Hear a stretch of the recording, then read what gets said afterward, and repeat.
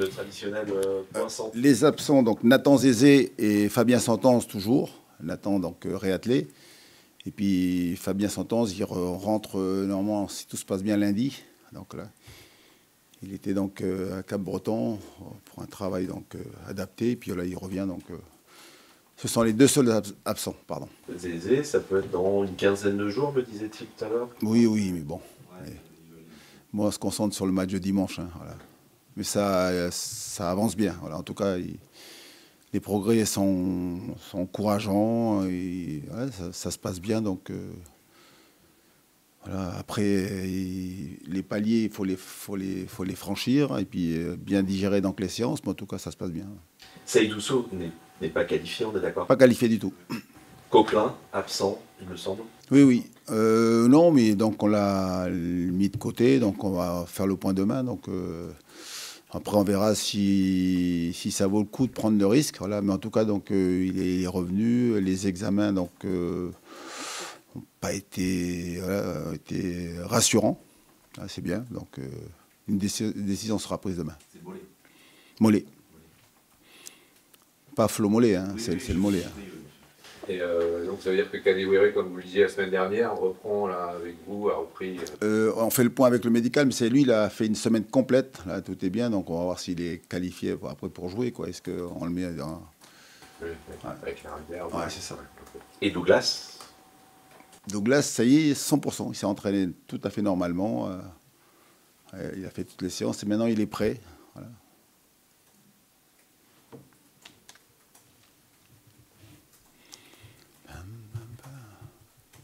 Du coup, au milieu de terrain, par rapport à il y a 2 mois, vous retrouvez quand même pas mal de possibilités. Vous avez l'occasion de faire des choix, parce que en plus, avec des joueurs plutôt performants, j'imagine que ça vous plaît d'avoir à faire des choix dans ce contexte. Pas qu'au milieu de terrain. Hein. Moi, ça me plaît donc qu'il y ait de la concurrence partout, à tous les postes. Alors là, c'est vrai qu'au milieu de terrain, avec la présence de... J'allais dire Coquelin, parce que j'allais dire le prénom, mais voilà, il vaut mieux Coquelin, Francis Coquelin, et surtout aussi donc l'éclosion donc de Louis Leroux, donc c'est intéressant. Donc on a 5 milieux là, sans oublier Flo Mollet, donc voilà 6 pour ce poste de milieu de terrain. Derrière aussi il y a de la concurrence, devant donc il y a aussi de la concurrence, donc c'est bien. C'est ce que je leur ai dit ce matin. La question est pertinente parce que ouais, ce matin. Ouais, je leur ai dit que voilà, c'est bien d'avoir du monde parce que donc ça va créer de l'émulation. Et puis surtout, il faut que ce soit bénéfique à l'équipe, quoi. Voilà. Et surtout, on a des matchs importants avec des adversaires très forts qu'on va jouer là, donc sur les deux week-ends. Là, donc il faudra que tout le monde soit prêt. Et du coup, vous vous sentez mieux armé au niveau du groupe qu'il y a 2 mois? Ah oui, complètement. Ah, rien à voir. Voilà. Complètement. Après, c'est bien à la condition que tu gagnes les matchs. C'est ça qui est... Parce que si tu as des blessés, ton effectif est en difficulté, et puis tu gagnes des matchs, ben, tu dis ça va. La finalité, finalement, donc, quel que soit le groupe que tu as, dans le haut niveau, c'est gagner des matchs, engranger des points, et puis être mieux classé hein, dans ce championnat de Ligue 1. Avec du recul et la semaine de travail que vous avez eue, là, c'est une bonne base finalement ce que vous avez réussi à faire contre l'OL pour ce match de dimanche? Ben, on a travaillé dans ce sens-là avec l'idée quand même, parce que l'adversaire qu'on va jouer dimanche, c'est un adversaire qui est tout autre que celui de Marseille, même si l'organisation, donc dans l'animation offensive, c'est assez identique. C'est souvent une relance avec 3 défenseurs centraux et 2 milieux de terrain, 5. Et 5 devant, mais par contre, il y a plus de verticalité, quoi. Donc, on a travaillé surtout sur les phases de transition, faire attention sur le plan défensif, en tout cas. Donc, c'est une équipe de Strasbourg qui prépare moins donc, leur jeu d'attaque. Dès qu'elle passe le milieu de terrain, ça va très vite. Voilà. L'obsession de vite trouver les attaquants, soit dans les pieds, mais souvent dans la profondeur. Puis, ils ont un attaquant Emega aujourd'hui qui est un avion de chasse, quoi. C'est un joueur qui fait très mal. Donc voilà, ils ont beaucoup de qualité. Et c'est une équipe en plus qui est en pleine confiance. Donc on a travaillé fort défensivement. Puis met l'accent sur le fait que pour marquer des buts, il faudra être aussi très très bon, jouer juste. Oui, parce qu'il faut casser le verrou. C'est une équipe aujourd'hui de Strasbourg qui reste sur 4 matchs, 4 clean sheets, les 4 derniers matchs. Voilà. Donc on s'attend à un adversaire de total, pardon. Donc on a travaillé fort pour être fort défensivement et par contre essayer d'être offensivement efficace. Voilà. Ce qui n'a pas été le cas donc, dimanche dernier à Marseille. Pardon. Et vous, de l'autre côté, du coup, aussi, avoir des clean sheets, parce que c'est ce qui manque aussi, on insistait beaucoup ces dernières semaines dessus, arriver à faire un match sans prendre de but, pour le coup. Mais on travaille pour ça, mais maintenant, je me suis dit que si on n'arrivait pas à faire des clean sheets, il faut essayer surtout donc, de marquer un but de plus que l'adversaire. Voilà. On travaille, bien sûr, mais je le vois, donc on progresse, on est de mieux en mieux, mais il y a souvent donc, des petits soucis, et ce qu'il faut se dire surtout, parce que c'est pas arrivé depuis longtemps qu'on n'ait pas fait ce clean sheet. Je crois que le dernier, c'était contre Rennes, non? C'est ça? Si mes souvenirs sont bons, donc voilà, ça remonte un peu. Donc faire comprendre aux joueurs que si on est dans cette position-là au classement, c'est parce que donc on a quelques lacunes. Et être capable d'encaisser un but, ben, ça fait partie donc, de ce qu'on vit en ce moment. Il ne faut pas que ça nous fasse mal mentalement, et puis que ça nous empêche d'aller de l'avant et surtout de marquer un but de plus que l'adversaire. Il faut travailler dans ce sens-là, de toute façon. Vous dites, on se concentre sur le match de dimanche. Oui. Mais vous avez, alors certes, le match à domicile, mais malgré tout, un calendrier qui est compliqué parce que les deux équipes à venir sont solides. Derrière, vous avez un enchaînement en avril. Ouais, mais ce qui est bien, c'est que si vous avez regardé notre calendrier depuis le début de l'année 2025, c'est un calendrier très compliqué. Voilà, on joue tous les gros. On aura joué tous les gros pratiquement, à part le PSG. Voilà, on a joué ce qu'il y a de... je crois que les 9 équipes donc, dans la première partie du championnat, donc on les joue. Donc maintenant, on est habitué à jouer ces équipes-là. Donc il faut qu'on soit capable maintenant de gagner. C'est ce que j'attends de ce groupe, de mes joueurs. En plus, on a 2 matchs, on va prendre les matchs les uns après les autres, mais on a un premier match à domicile, le deuxième match, il est aussi à domicile, donc le premier peut enclencher donc, de bonnes choses pour la suite. Donc à nous de faire en sorte de bien nous concentrer sur ce match de Strasbourg et puis faire en sorte de le gagner parce que c'est un adversaire qui est redoutable. Hein. Faut pas se mentir. Hein. Strasbourg est 7e aujourd'hui. Ils sont à 2 points de l'Europe. Hein. Justement, quand on a 2 matchs comme ça consécutifs à domicile, est-ce que ça change des choses dans la manière de préparer? Bon, déjà, il y a moins de temps de déplacement. Qu'est-ce que ça change même au niveau des ambitions? Il y a moyen de faire quelque chose sur ces 2 matchs? Ben, ça ne change rien dans le sens où c'est le premier match qui est très important à mes yeux. Donc voilà, si on espère donc faire des bons résultats et surtout enclencher une bonne dynamique, se donner de l'air en termes de classement, là, hein, pouvoir donc creuser l'écart avec nos poursuivants, c'est ce match-là qu'il faut gagner, quoi. C'est un match important. C'est peut-être un tournant pour cette fin de saison pour savoir est-ce qu'on joue donc des places où on est un peu plus tranquille ou sinon donc on galère et puis donc on est dans la difficulté donc jusqu'au bout, quoi. Sachant qu'il reste 10 matchs. Hein. Vous avez mis en place un plan de jeu très ambitieux, plutôt contre Marseille, avec un pressing haut et beaucoup d'énergie. Et à la fin, du coup, vous avez pêché un peu par peut-être avec de la fatigue et ce genre de choses. Est-ce que vous avez mis en place un travail physique cette semaine pour continuer à produire ce genre de jeu? Ben, le travail physique, il est mis en place toute la saison et puis toutes les semaines. Mais c'est le schéma qui a été un peu qui a changé, quoi. Parce qu'on ne voulait pas là-bas subir, on ne voulait pas donc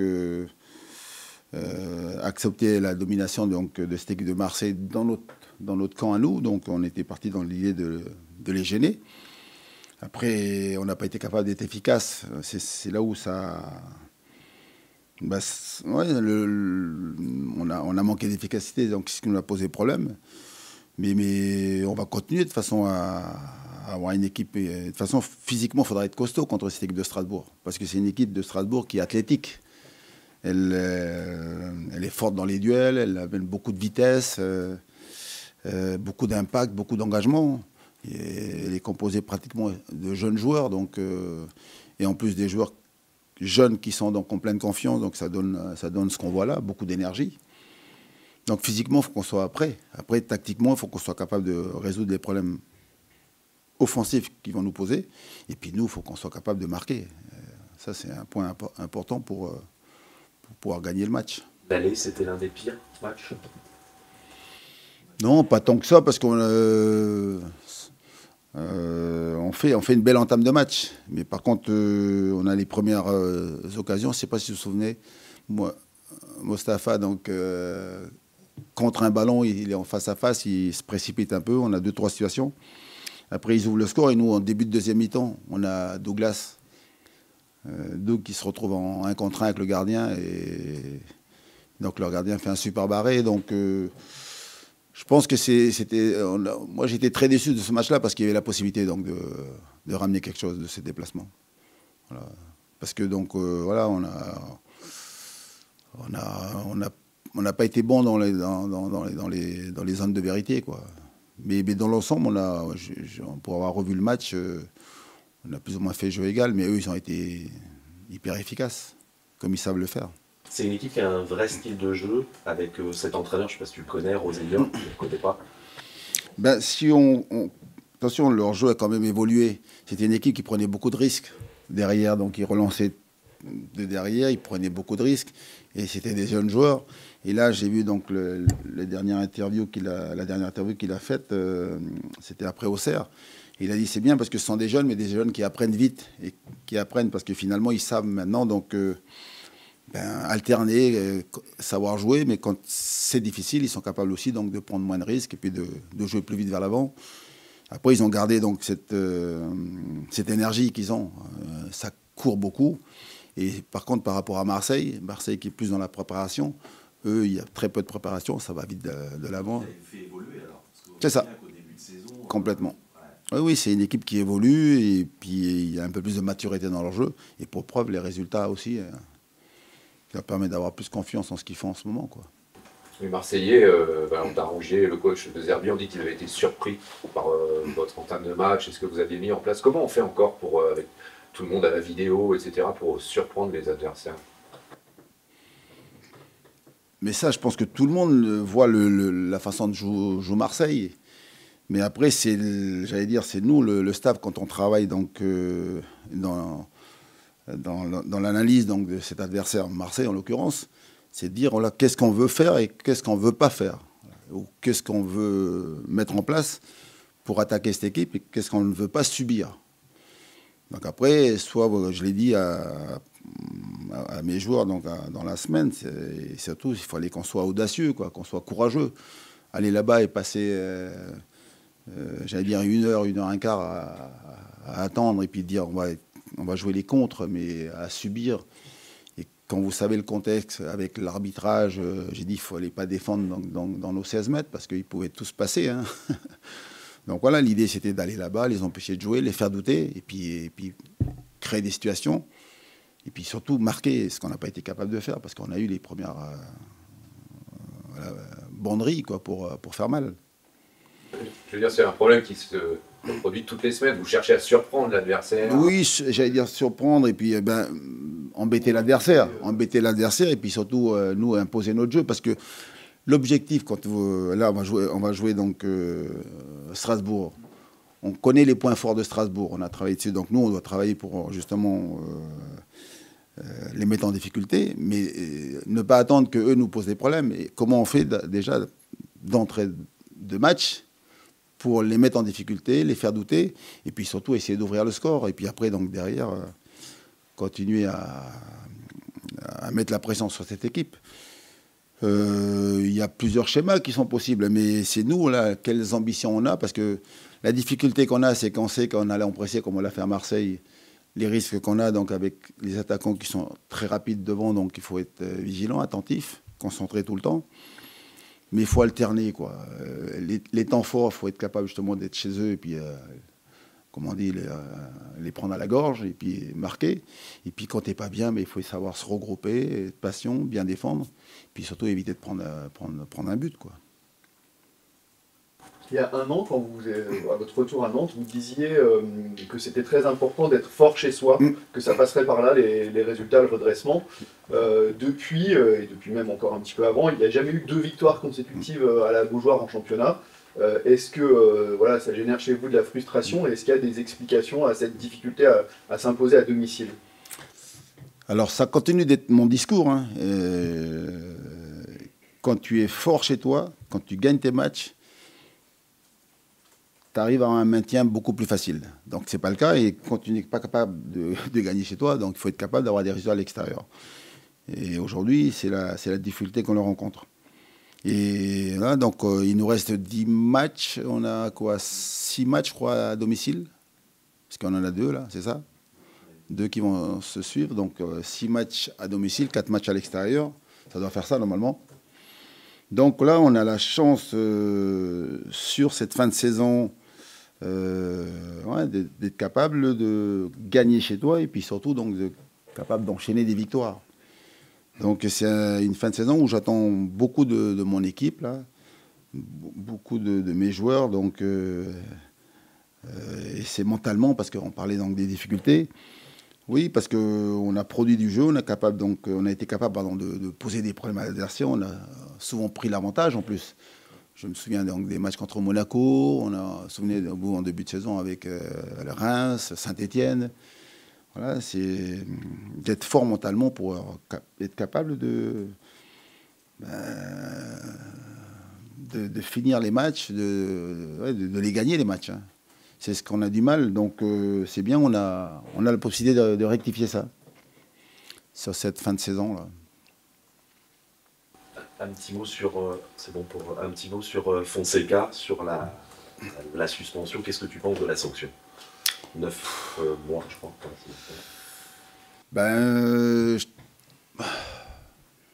Je trouve que c'est très lourd. Après, ça mérite une sanction lourde parce que donc ce qu'il a fait, c'est inadmissible. Voilà. Ça, c'est des comportements qu'on ne doit pas avoir. Mais après, donc, que je remarque, moi, pour l'avoir vécu, ce sont des sanctions UEFA. Dans le sens où qu'il soit suspendu, donc qu'il ne soit pas donc, sur le banc, je l'entends. Mais jusqu'à présent, quand on était là-haut, on pouvait donc venir avant les matchs, on pouvait venir à la mi-temps. On pouvait donc, même en étant là-haut dans les tribunes, prodiguer donc des conseils, des consignes. Là, il a le droit de rien.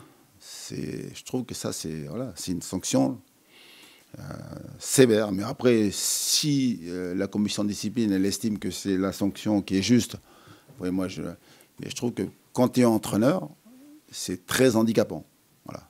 Mais moi, pour l'avoir vécu en Coupe d'Europe, parce que j'avais été une fois suspendu, j'ai vécu ça. C'est-à-dire que j'avais pas le droit de venir dans le vestiaire, pas le droit, donc même en étant dans les tribunes, je ne pouvais pas communiquer. Donc, et là, c'est combien, 6 mois, 7 mois, 8 mois? Jusqu'en novembre. Plus septembre, vestiaire. Donc oui, c'est une sanction exemplaire, voilà, lourde, exemplaire. Voilà.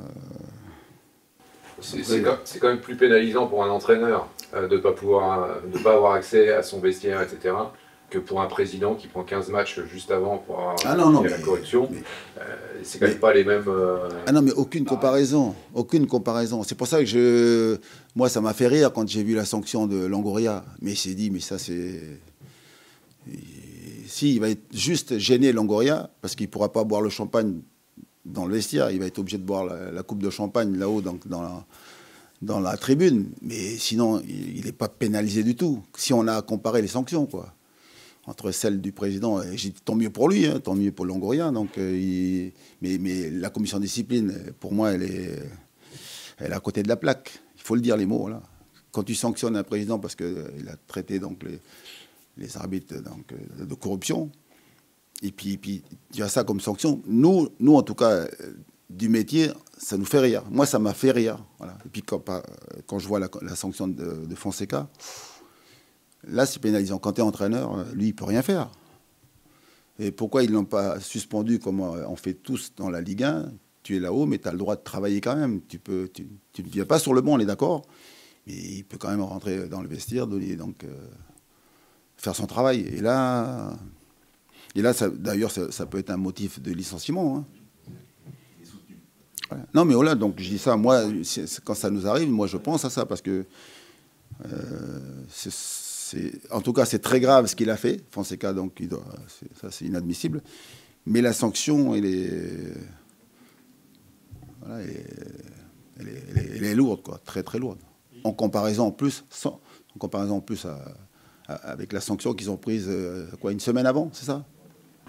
Ça intervient dans un contexte qui est quand même pas, on en parlait déjà l'autre jour, mais autour du football, qui est quand même pas très sain. Ah, mais c'est clair qu'aujourd'hui, le football est en difficulté, et donc on ne donne pas une bonne image, que ce soit les dirigeants, nous les entraîneurs, il faut qu'on fasse attention à ça. C'est pas bien ce qui se passe aujourd'hui, donc voilà. Donc lui il dit je paye pour tout le monde en gros, je paye un contexte aussi.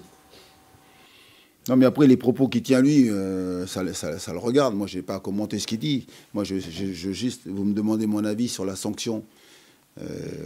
Voilà, donc je dis, voilà, vous avez vu, je dis honnêtement ce que je pense. Voilà.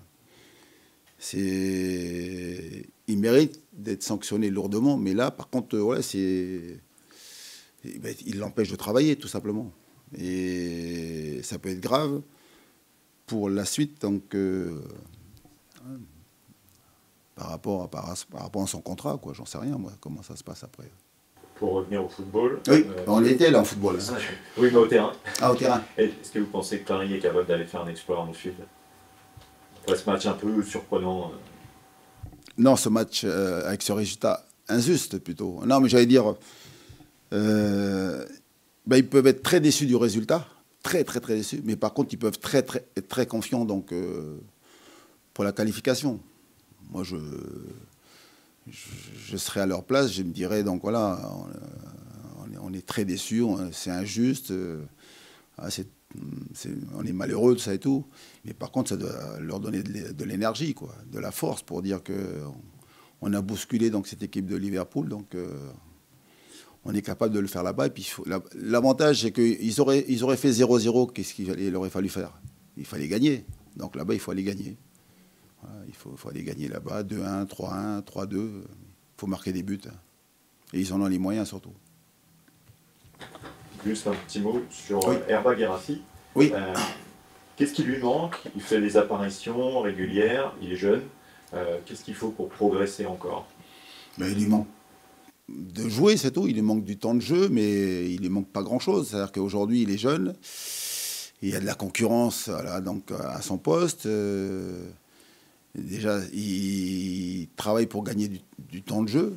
Et ce qu'il montre, c'est intéressant. Maintenant, voilà, il faut qu'il continue de bosser. Alors, je pense que son pied gauche, il peut le travailler, même s'il ne sera jamais donc, aussi bon que son pied droit. Cette capacité à faire plus mal à l'adversaire dans les dribbles, il a de la vitesse, pardon, donc on doit le voir. Donc physiquement, il faut qu'il soit encore plus costaud parce qu'il a besoin de travailler physiquement, parce qu'il faut être capable de répéter les efforts. Vous avez vu Simon, il est capable de dribbler et d'aller vite dans les 5 premières minutes, mais à la 80e minute, il est encore capable d'accélérer. Le volume de jeu qu'il doit acquérir. Mais bon, c'est bien parce que donc il montre qu'il a des qualités, puis il sait qu'il a notre confiance à tous, là, et puis à lui de travailler pour que dans un avenir proche, là, il ait du temps de jeu, quoi. Je me fais pas de soucis de ce côté-là avec lui, quoi. Mais c'est un gamin en plus qui est à l'écoute, travailleur, donc il a toutes les qualités pour jouer, quoi. Le volume physique, il se travaille à la salle aussi. Oui, aussi. Ah, oui, beaucoup, ouais. Il faut beaucoup de travail avant les séances d'entraînement, quoi. L'activation, il y a des grosses séances qui sont faites, qui sont mises en place pour tous les joueurs, mais surtout pour les jeunes. Là. Voilà. Merci à vous.